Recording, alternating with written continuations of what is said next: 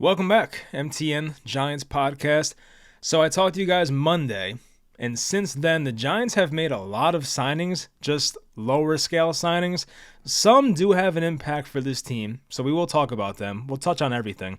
Some other stuff came out, like the Saquon Barkley tampering, which doesn't seem to be too much of an issue now, but some Xavier McKinney stuff that came out as well. And some other rumors. So there's a lot to talk about here. So, of course, it might be a longer podcast, but whatever. Hope you guys enjoy. Leave a like. It always helps out. And let's get into it. I'm trying to think of which order to go in here, but I'll just go through every bullet point. Why not? So the first thing I wanted to mention, I'm sure most of you heard this, was that Xavier McKinney reached out to the Giants before signing his deal with the Packers to see if the Giants wanted to match the offer. He left in a more graceful way than Saquon Barkley did. I mean, not to completely compare the two. But as for Saquon, it seemed like he wanted to leave. You had media outlets come out and say the Giants didn't offer him a contract, which might be true for this free agency period. But as we all know as Giant fans, Saquon Barkley was given an extension by the Giants in the 2022 season during the bye week. Joe Shane said it at his presser, and it was also confirmed by other people. And he turned it down. So that's on him. And apparently that 2022 offer was very similar to what Barkley got from the Eagles now. I mean, so take that for what you will. There was also this potential tampering with Howie Roseman, the Eagles GM, and Saquon Barkley. The NFL is going to investigate. That's the last I've heard about it. If they're found guilty, I do think they may forfeit a draft pick to the Giants, or maybe they just forfeit a draft pick in general. I forget how this works. It's pretty rare. I feel like it happened with somebody. I feel like somebody said Jeremy Maclin back in the day. I forget what team he went to. Maybe it was the Chiefs. Chiefs lose picks, fine for pursuit of Maclin in 2015. All right, so there's truth to that. All right. So, yeah, I mean, this stuff happens once in a while. I feel like as time goes on, it gets worse and worse. Because think about it. Like, everybody has to tamper to some degree. It just depends who gets caught and who doesn't. There's no way that the second free agency opens that all these deals are being signed. I mean, come on. Like, we know stuff's going on behind closed doors. But it would be hilarious and also great for us as Giants fans if the Eagles lost picks because of this signing. It would just be great. Let's get to Drew Lock, quarterback the Giants signed. Joe Shane said in one of his pressers that they're going to sign a quarterback on free agency, and they were not kidding.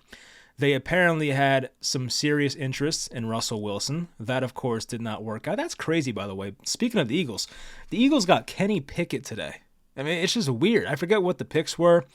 I feel like one of those picks was actually a decent one. I mean, Philly really does care about their backup quarterback. Like, ever since Howie Roseman's been there, it's been like Nick Foles, Josh McCown. They drafted Jalen Hurts as a backup, Mariota. Like, they have good backups. They care about that position. But for them to trade for Kenny Pickett was not what anybody saw coming. Even my friend who's a Steelers fan, he was very caught off guard. I mean, apparently the way the Steelers communicated how the Russell Wilson thing would go when they signed him, it wasn't. Basically, the Steelers kind of lied to Pickett, but I think Pickett was kind of soft for reacting the way he did. Like, I think Pickett was told that he was going to go into camp as the QB1, but then the Steelers came out and said Russell Wilson's going to have the first shot with the ones, and Kenny Pickett took exception to that, so he's gone. I don't think Pickett's that great anyway. He'll probably end up being a backup for the most of his career, so whatever, but interesting move there. But as I was getting to, the Giants, of course, they showed interest in Russell Wilson. They did not get him, but you knew that quarterback was going to be addressed, whether it was the 6th overall pick, the Giants' 2nd-round pick, or free agency, or both. And they go out there and sign Drew Lock, formerly of the Broncos and of the Seahawks, for 1 year, $5 million. So a pretty good deal.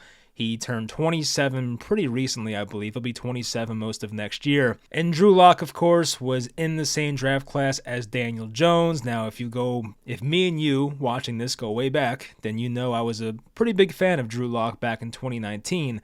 I personally would have taken him over Daniel Jones, which in hindsight was probably a bad take. But there were things I liked about Drew Lock. There are still things I don't like about Drew Lock. And I've done in-depth videos about him. I've done film breakdowns on him. So if you search Mike Too Nice Drew Lock, I'm sure a lot of stuff will pop up. It might be 2 or 3 years old, but it's there. So that's for like the more in-depth look on Drew Lock. He still has issues with not really protecting the ball too well, which has always been his problem. He also has an issue with not setting his feet, which, I've said this before, like Pat Mahomes makes a lot of great throws when not setting his feet, but when a guy like Drew Lock does it, it usually doesn't go too well. So Lock is like he's an all or nothing type guy. He'll make some awesome throws into some tight windows. He'll take a deep shot when maybe you thought he shouldn't have taken a deep shot, and sometimes it works out and it's great. But there's also times where he'll take the unnecessary risk and throw a ball into danger and have a lot of interceptions. And Drew Lock actually led the NFL in interceptions in the 2020 season. So when Lock was a rookie in 2019, he made 5 starts at the end of the season. He actually looked really good. He had like a 7-3 touchdown to interception ratio. The Broncos were winning games, and he looked okay. Like, it was fun. So then he came into 2020 as the starter. He did hurt his shoulder, missed a couple games, but of course led the league in interceptions. It was only like 15. I guess it was a small total for the NFL that year. Obviously, it didn't go too well. 2021, the Broncos brought in Teddy Bridgewater. There was a camp battle. Bridgewater beat out Drew Lock. And ever since then, Drew Lock's pretty much been relegated to the bench. I mean, he was traded to Seattle in the Russell Wilson deal in 2021. Or was it 2022? I forget. I think it was 2021. I don't know. But he was traded to Seattle. Of course, Geno Smith beat out Drew Lock in that quarterback battle as well. So he lost 2 straight quarterback battles, one to Bridgewater, one to Geno Smith. Not the best look, of course. But he did have 2 starts last year for Seattle. He had that memorable 92-yard game-winning drive versus the Philadelphia Eagles. I think it was the touchdown to JSN at the end. That was an awesome throw. So Drew Lock has his moments. He definitely does. And I'm on record of being a fan of his. I know what he is. He's not going to come in here and be a stud. But I think for a backup quarterback and giving Daniel Jones some real competition, which we'll get to Daniel Jones because I don't know what the Giants are doing with him. There are people that speculate that due to the injury insurance that Daniel Jones won't even see the field next year. There's people that speculate he might be a post-June 1st cut and the Giants might just flat out release him in the summer.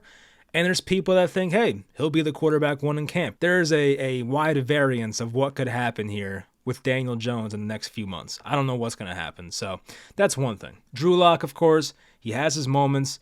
Sometimes it's great. Sometimes it's horrible. I like the guy. He has swagger. He has moxie. He is a good teammate.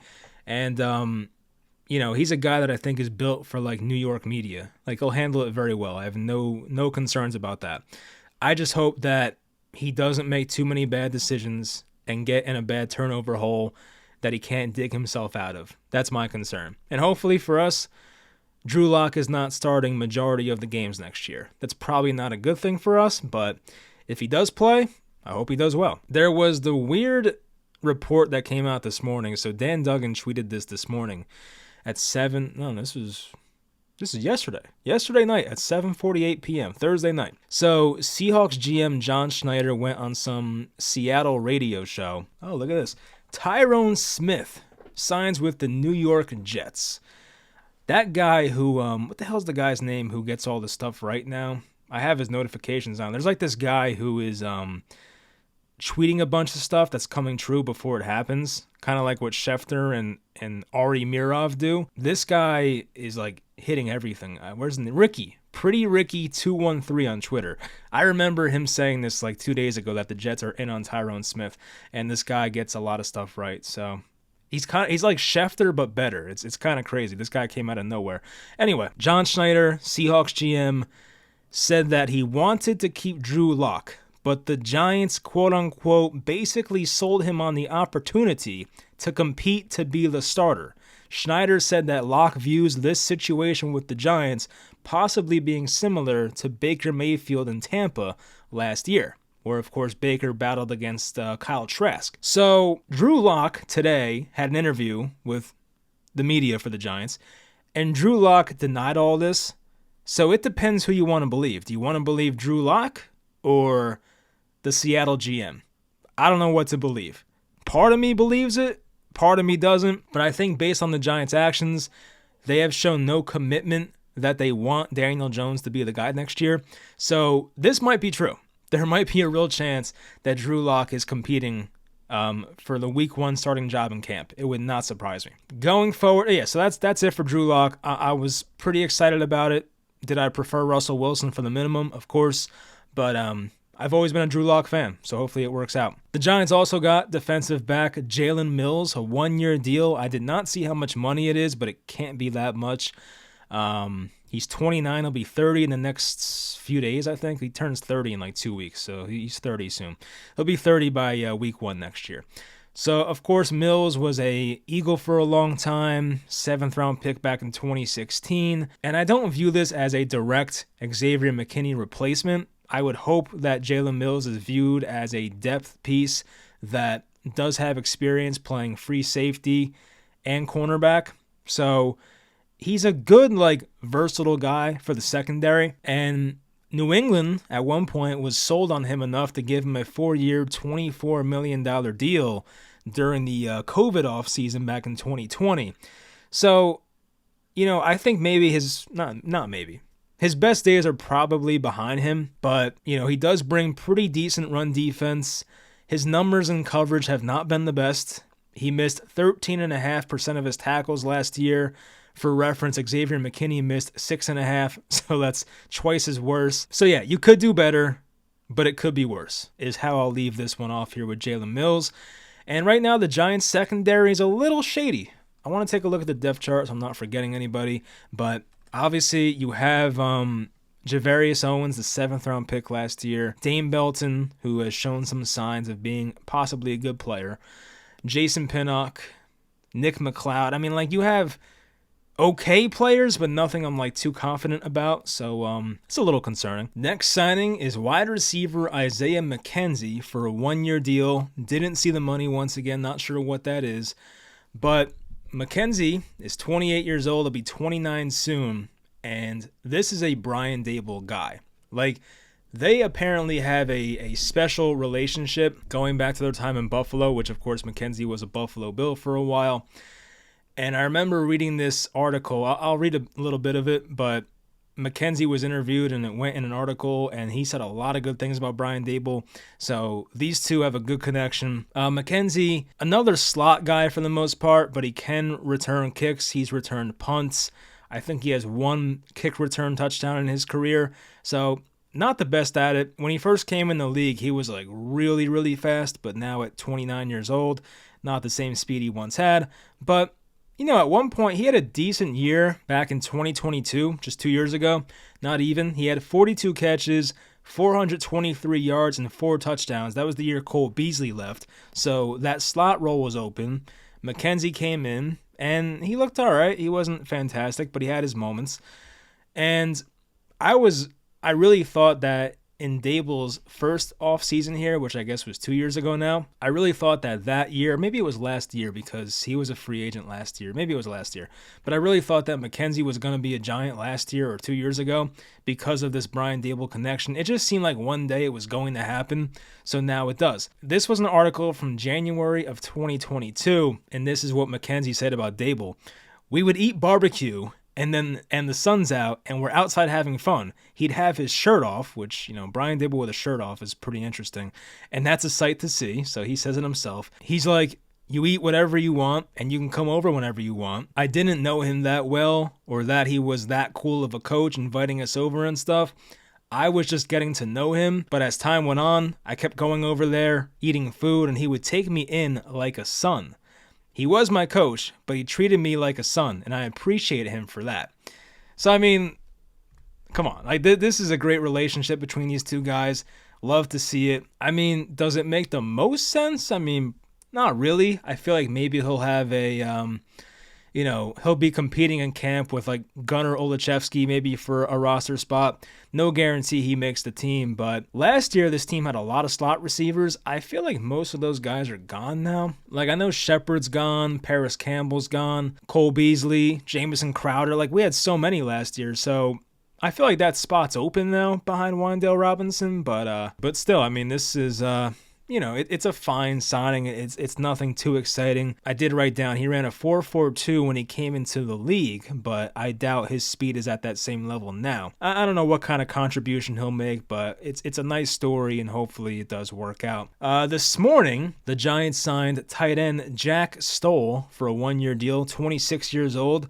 Formerly of the Philadelphia Eagles. Stoll is 6'4", 247, was an undrafted free agent. He's known as a good blocker. He had his best receiving season in 2022 with only 11 catches for 123 yards and no touchdowns. He has no touchdowns in his career. Kind of reminds me of like the Rhett Ellison signing a little. I feel like Ellison was way more expensive, but a similar type player, like a good build for a tight end, known as a blocker. And the Giants made 2 tight end signings today, and I kind of wonder what that means for Darren Waller, who of course was contemplating retirement. I mean, it's definitely not a good thing for Darren Waller. And at this point, if he does retire, as I said like a few videos ago or a few podcasts ago, I kind of prefer that Waller just retires and I'll take the cap space. The Jack Stoll signing, it's not too exciting, but if he's a good run blocker, I think he's a decent pass blocker as well. We're not asking for much. He'll be behind Daniel Bellinger still. He'll be a tight end 2 or tight end 3, depending on if Waller retires. So, yeah, I mean, it's a 1-year deal, whatever. Guard Aaron Stinney was brought over from Tampa on a 1-year deal, 30 years old. 6'3", 312 pounds, 6 seasons in the NFL as an undrafted free agent as well. He had 850 snaps at left guard last season, 201 at right guard in 2020.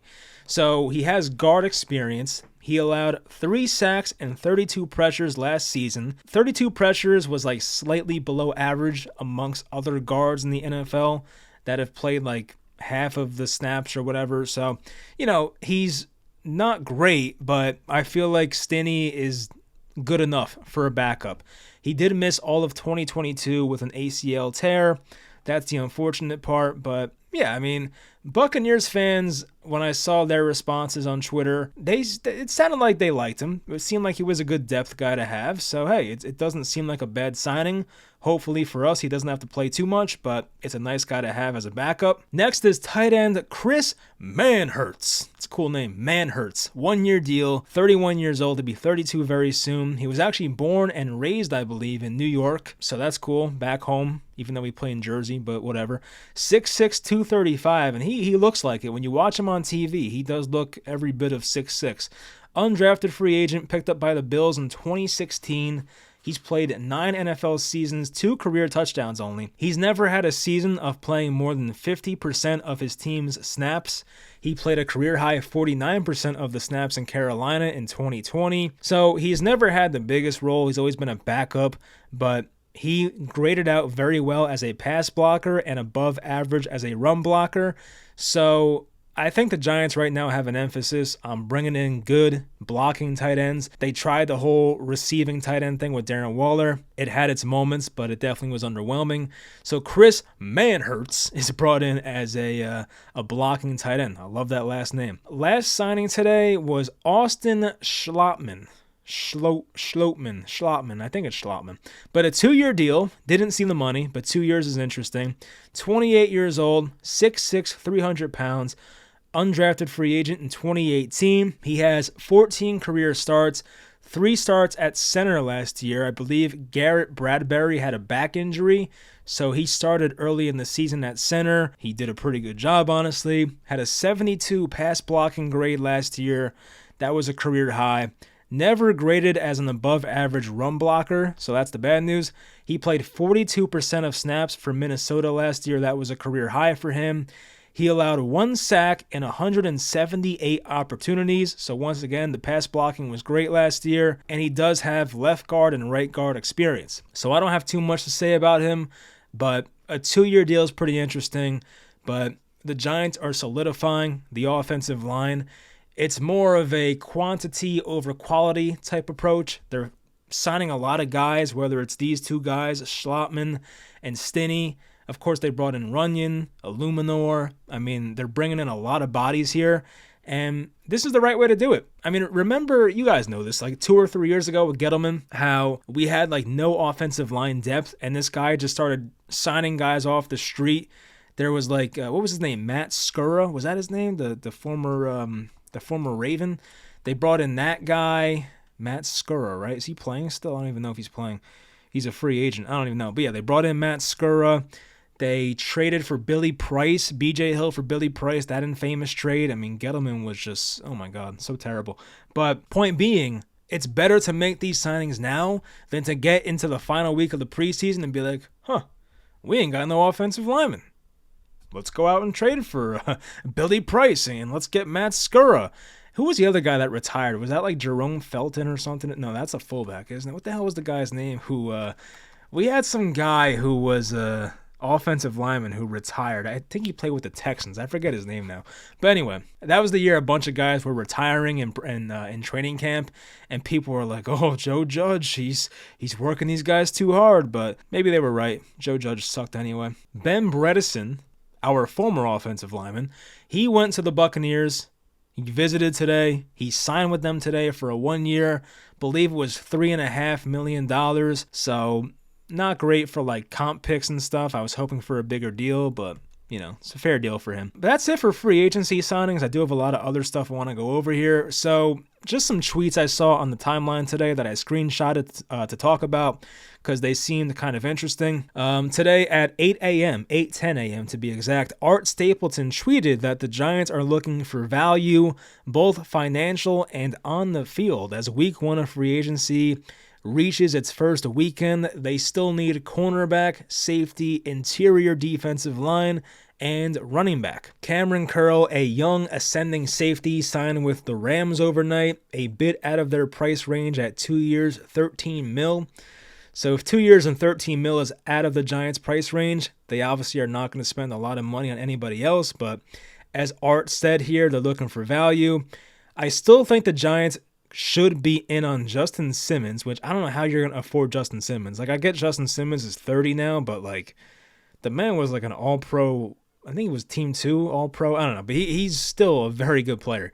You're probably not getting him for a cheap contract. He did throw in Micah Hyde and Jordan Fuller. Those guys should be cheaper. They're a bit older, I believe, as well, but maybe that Bills connection comes in handy there. I don't know, but the Giants are still out there looking for a veteran safety. The Giants potentially could trade up in the draft. I did want to touch on that. I mean, I touched on that last video too, but Albert Breer came out and said that the Giants are trying to trade up into the top 3.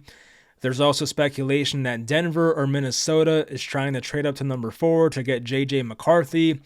So a lot of people are saying that 4 of the top 6 picks will be quarterbacks. That, of course, is Caleb, May, Jaden Daniels, and it seems like J.J. McCarthy. And once again, I like J.J., but yeah, I don't know. I go so back and forth on him. Like I think his throwing mechanics are fixable, but it's crazy how many teams love this guy. Anyway, Jermaine Illuminor, this was cool. So Illuminor has been going crazy on Twitter.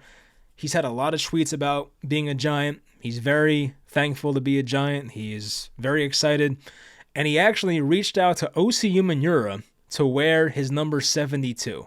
That's pretty cool. I like that story.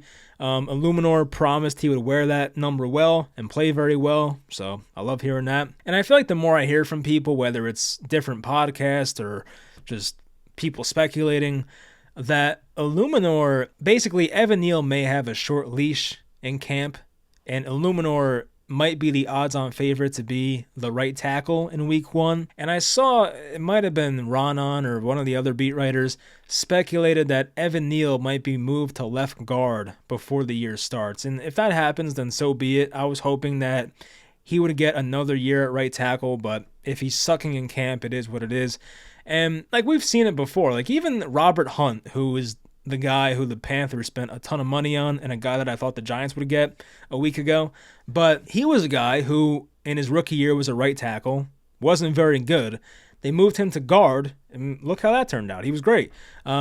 even Eric Flowers, he got moved to guard and he was actually like okay for a few years. So there's examples of tackles that don't work out. You put him at guard. I know Neal is taller. I want to see how tall he is actually, because most guards are probably like 6'2 to 6'4. Evan Neal is 6'7. Yeah, I mean, that's tough. That's a tough transition. I mean, it's possible, but a 6'7 guard is kind of tough to pull off. So I don't know. Maybe it won't work out, but I would at least want to try it before giving up on Neal entirely. There was some updates about the contract of Brian Burns and his cap hits. So his cap hit in 2024 is only $15.5 million. 2025 is basically $30 million. 2026 is also $30 million. 2027 is $32 million. And 2028 is $32 million. So the cap hit this season, upcoming season, is not that high for Brian Burns, but it does make sense to push it back. I do think at some point the Giants will have a rookie quarterback, so they'll have that luxury of having a rookie quarterback contract so they can afford to pay Brian Burns this money. And I'm sure after like year 3, they can probably get out of this Brian Burns contract with not that many consequences, or lack of a better word, I don't know what I'm trying to say, repercussions. So that's the good news. The cap hit for next year is $8 million lower than initially reported, according to Dan Duggan. So, I mean, yeah, that's good. It gives the Giants more flexibility right now, and I do think they'll move off of Daniel Jones, whether it's this summer or next summer. They'll have some more cap space back, so that's good. Connor Hughes had a report that came out today saying the buzz is there that J.J. McCarthy is the player the Giants want to draft. League sources spoke highly of McCarthy when polled by SNY. One high-ranking executive said he'll be a better pro than a college player, which I think I agree with, because at Michigan, McCarthy was not given a chance to really show who he is. I agree he may be a better pro than he was in college. Another general manager said he has everything teams look for: size, athleticism, arm strength, accuracy, played in a pro-style offense. These are things I said exactly last podcast. Like, there's reasons I like this guy. He also added he's very coachable, which I think I also said last podcast. They might have just ripped off my quotes. That's crazy, but no credit here. Anyway, I don't know how true this is. I feel like since Joe Schoen has been here, he's held his cards close to his chest. So this might be a bunch of bull crap, and this might not even be true. Maybe the Giants don't love McCarthy. Maybe they actually want Drake May, and this is all a smokescreen. I don't know. But I do believe there are teams out there that like J.J. McCarthy, whether that's Denver. It seems like Minnesota likes him a lot. So we'll see. I do think he's a top 6 pick. I think McCarthy is going top 6 in this draft. If he said that a month ago, might be laughed at for it, but it seems like it's a possibility now. My guy WBG84 on Twitter, he quoted what Connor Hughes said: the Giants will look to pair a physical presence with Singletary in the backfield. So let's take a look at free agent running backs that are still out there, because I know A.J. Dillon, who was rumored to go to the Giants, he went back to the Packers. So let me list them off here from Spotrac, however you say it. So running backs left: Cordero Patterson, I don't see that. Alexander Mattison, Zeke, Clyde Edwards-Helaire, Deonta Foreman, Boston Scott, Damian Harris, Cam Akers, Dara Goombawale, J.K. Dobbins, Matt Breida, Kareem Hunt, Rashad Penny, Latavius Murray at 34 years old, Jerick McKinnon, who's 31. Wow, I'm old. McKinnon was a rookie when I was a senior in high school. Wow, you tell me what that means. Jeez. Marlon Mack, Josh Kelly, Lynn Bowden. Wow. And Eno Benjamin. Any connections here? I mean, Boston Scott, he kicks our ass every year. I would not mind it. Why not? Bring in Boston Scott. Stop hurting us. Damian Harris has that Patriots and Bills connection. So, like, with this front office and coaching staff, that might be an option. But I do think Damian Harris actually injured his neck when they played the Giants last year on that Monday night game. And I doubt after the whole Daniel Jones thing that the Giants want to bring in another guy with neck issues. Yeah, he was placed on injured reserve with a neck injury. So, yeah, I don't think that's going to happen, but if it wasn't for that, I would say maybe. He did have a couple of good seasons with the Patriots. Cam Akers is interesting. I feel like he's had a couple of clashes with different coaching staffs, so maybe not, but he's 24 still. He's had 2 Achilles injuries, though, so I'd probably stay away. But you just see the name Cam Akers. It's like, whoa, he's still 24. Who else? Deonta Foreman's only 27. Speaking of Achilles, he tore his Achilles way back when he was with the Texans back in like 2018, 2019. But he's come back and he's had some successful years. I remember one week he scored 30 points in fantasy for me, so shout out Deonta Foreman. Zeke would be nice. I like Zeke. Zeke is a very good pass blocker. He actually had some pretty good moments with the Patriots. Wouldn't mind it, but might be a bit out of the Giants' price range. It depends what teams are giving him. J.K. Dobbins, I wouldn't mind that either. Another guy coming off an Achilles. A lot of Achilles guys on this list, wow. But he's an option. Kareem Hunt, I feel like there's nothing left in the tank for him. There's no explosiveness. I'm good. He's good on the goal line, but aside from that, I'm good. Rashad Penny is always interesting, but he's 28 now. The Giants had his brother, Elijah Penny, for a few years, the fullback, but probably not going to happen. Latavius Murray, great pass blocker, just 34 years old. I'm good. Marlon Mack, another Achilles guy. Wow. I think he did, right? I forget. But I think he tore his Achilles as well. Probably no for that. McKinnon's not a power back. Josh Kelly's kind of a power back. Josh Kelly's frustrating because he looked so good in week 1 last year, and I'm thinking, like, this is finally the year that Josh Kelly's going to break out. And then Austin Eckler missed like the next 2 or 3 games. Josh Kelly got the starting job, and I thought, like, wow, he's going to have a breakout year. And he was terrible. He had like 16 carries for 14 yards the next game against the Vikings. I remember I started him in fantasy that week, and it was so disappointing. So Josh Kelly, maybe not. I think Deonta Foreman, like, why not? I would say Deonta Foreman or Zeke. Zeke, depending on the price tag, like I prefer Zeke to Foreman, but Foreman is probably cheaper than Zeke. It depends what they want to spend. But Foreman is a good, bigger back. I even like Clyde Edwards-Helaire. He's not like a bruiser, but he's more shifty. I feel like he's lost shiftiness since being in college. He was so good at LSU. I don't know what the hell happened to Clyde, but wouldn't mind him either. But yeah, still some good running backs out there. I'm hoping for Ezekiel Elliott. That'd be fun. Okay, I wanted to read more into the Daniel Jones injury guarantee thing that I was talking about before. So I think Dan Duggan wrote this. I want to give him credit. I think it was him, hopefully. But $23 million of Jones's $30 million salary for 2025, so 2 years from now, was guaranteed for injury at signing. So basically, the Giants may not want to pay or play, both actually, pay and play. They may not want to play Daniel Jones in 2024 because if he gets hurt, the Giants might be on the hook for $23 million if he can't pass a physical. As far as I know, like, I'm pretty sure that's how it works. I'm not great with this stuff, but based on what I just read, it seems like if he can't pass a physical, the Giants are kind of forced to pay him $23 million. So not ideal. And we've seen this now a couple years in a row. Derek Carr was benched by the Raiders in 2022. I mean, they were done with him anyway, which the Giants might be done with Jones too. But they benched Derek Carr because they didn't want him to get hurt and have the injury guarantee. Of course, he went to the Saints. And at the end of last year, with the Broncos still somewhat in contention, they benched Russell Wilson the last 2 games of the year. It's not like this is nothing new. We've seen this before. There might be a chance, like, Drew Lock, he's had a worse career than Daniel Jones. I don't think they're too far off talent-wise from each other.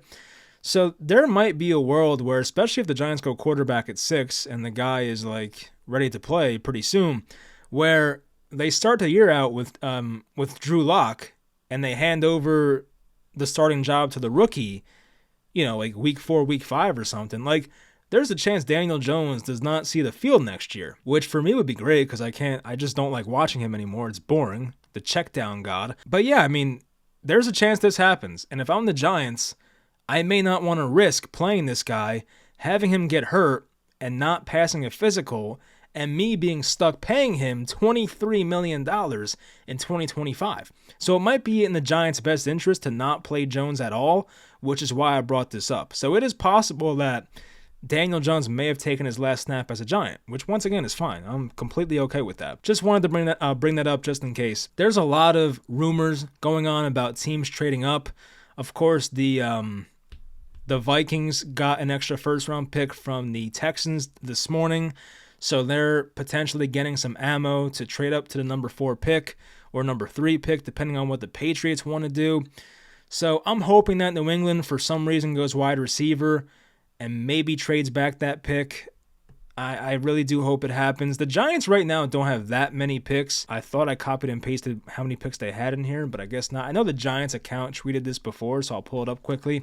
But the Giants, for a team that's picking 6th overall and are pretty much in a clear rebuild, you would hope that the Giants have more picks than they actually do. They don't have that many. So they have 6 picks in this draft. 6th pick, the 47th pick in round 2, 70 in round 3, 107 in round 4, 166 in round 5, and 183 in round 6. And of course, the 2 and the 5 went to the Panthers for Brian Burns. Another thing I wanted to touch on quickly before ending was the Justin Fields possibility, because if J.J. McCarthy is drafted, let's say the Vikings trade up to number 4, and they do take J.J. McCarthy, there's a chance the Giants might not have a quarterback on their board that they want.